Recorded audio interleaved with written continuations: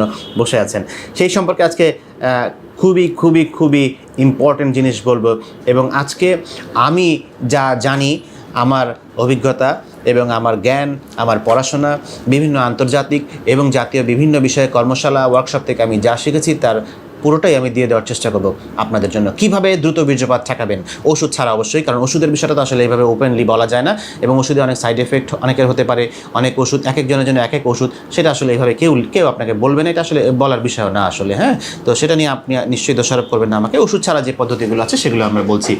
First of all, আপনার যদি দ্রুত বীর্যপাত হয়ে যায়, আপনার কিন্তু সমস্যা নাই কেন? কারণ আমি এর আগে সেক্সের বিভিন্ন ধাপের কথা বলেছি, নর্মাল সেক্সুয়াল সাইকেল সম্পর্কে বলেছি। সেখানে বলেছি একজন পুরুষ ভীষণ যৌন তৃপ্তি লাভ করে কখন?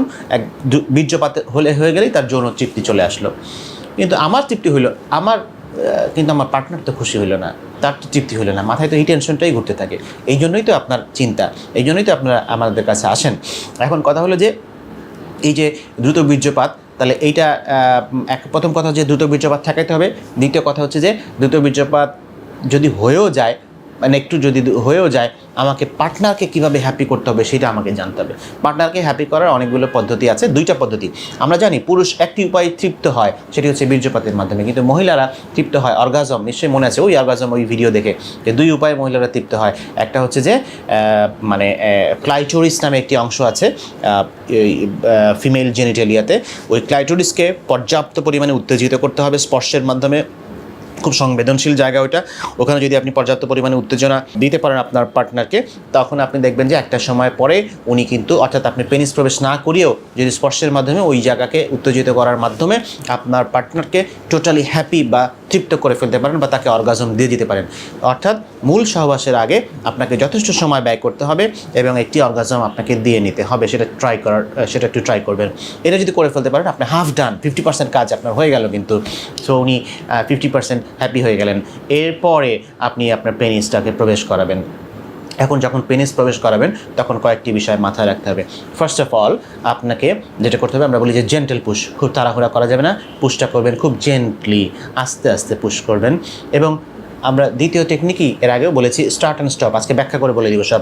স্টার্ট অ্যান্ড স্টপ টেকনিক, সেটি কি? অ্যান্ড স্টার্ট অ্যান্ড স্টপ, এটাকে অনেকে ভুল বুঝেন বা ভুল শুনেন, বা অনেকে ভুল ব্যাখ্যা নেন, বা অনেকে ভুলভাবে বুঝান, সেটা আমি আজকে বুঝিয়ে দিচ্ছি। আপনার যেই মুহূর্তে বীর্য বের হয়ে যেতে চাইবে, ওই সময় যদি আপনি স্টপ করতে যান, জীবনেও পারবেন না। নিয়ম হচ্ছে আগে থেকেই একটু একটু বিরতি নিয়ে আবার পুশ করা, বিরতি নিয়ে আবার পুশ করা। এইটা হচ্ছে যে একমাত্র মানে ভালো টেকনিক, এবং এটা বিশ্বব্যাপী স্বীকৃত টেকনিক হচ্ছে এটা। সো নিয়মটাই এরকম। সো আপনার পার্টনার যদি আপনাকে বারবার পুশ করতে থাকে, বারবার বলতে থাকে, তাকে একটু বোঝান, তাকে বলেন যে এটাই আসলে এভাবেই করতে হয়। একটা সময় গেলে হয়তো বা সময়ের সাথে সাথে বিষয়গুলো দেখেন আপনি আরও অভ্যস্ত হয়ে যাবেন, তখন দেখবেন যে খুব বেশি বিরতি নিতে হচ্ছে না, আপনি পারছেন। কিন্তু আপনাকে বিরতি নিতেই হবে। বিরতি না নিয়ে কারো পক্ষে একটানা সেক্স করে তৃপ্তি দেওয়া সম্ভব না।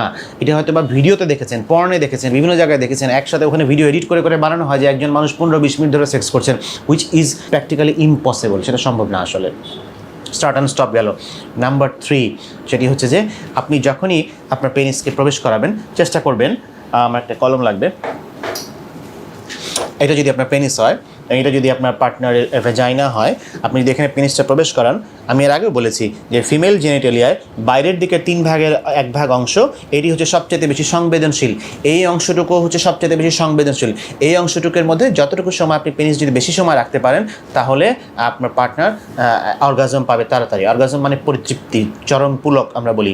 তো আপনি চেষ্টা করবেন যে এইটুকু অংশের মধ্যে আপনার পেনিসটা রাখতে, মানে বাইরের দিকের অংশের মধ্যে। কারণ আপনি পুরাটা প্রবেশ করালে অসুবিধার কিছু নাই, খুব বেশি লাভও হবে না আসলে। এবং এটা আমি ওই পেনিসের সাইজ নিয়ে একটি ভিডিওতে বলেছিলাম যে লিঙ্গের সাইজ আসলে খুব বেশি বড় ম্যাটার করে না, কারণ আপনি যা সন্তুষ্ট করবেন আপনার পার্টনারকে এইটুকু জায়গার মধ্যেই বেশি করতে পারবেন। কিন্তু এটা হচ্ছে তৃতীয় বিষয়। অ্যান্ড নাম্বার 4, অনেক সময় আমরা বলি যে ওম্যান অন টপ। আপনার পার্টনার যদি উপরে থাকে, তাহলে দেখা যায় যে পার্টনারের অর্গাজমটা একটু দ্রুত হয়ে যায়, মানে তৃপ্তিটা দ্রুত হয়ে যায়। সেক্ষেত্রে আপনার উপর থেকে অনেকটাই লোড কমে গেল।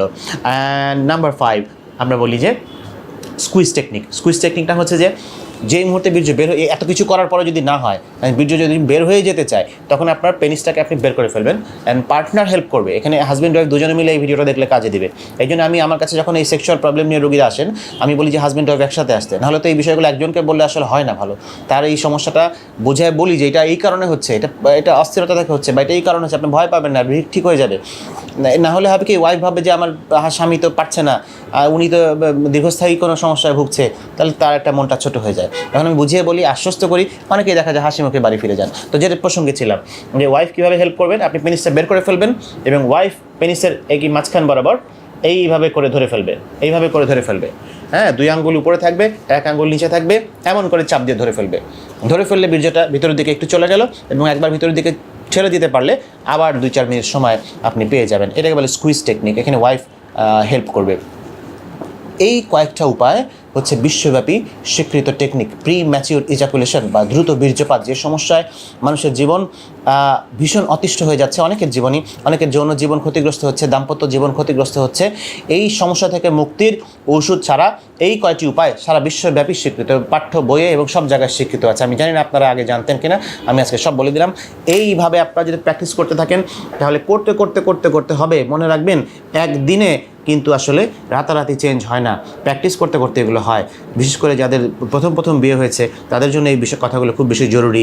যে এগুলো দেখা যায় যে প্রথম হইতেই পারে, 1-2বার দ্রুত বীর্যপাত খুব আনকমন কিছু না, খুবই কমন বিষয়। এটা কিন্তু আপনার মানে হইলেই আপনি যদি হতাশ হয়ে যান, যে আপনার যদি ওই স্মৃতিকে মিলিয়ে ফেলেন, প্রত্যেকবার সেক্স করতে যাওয়ার সময় যদি মনে করেন যে আগের মতো এবারও মনে হয় হবে, এবারও মনে হয় ফেলিওর হব আমি, হ্যাঁ এবারও মনে হয় আর পারবো না, তাহলে কিন্তু আপনার বিপদ আছে।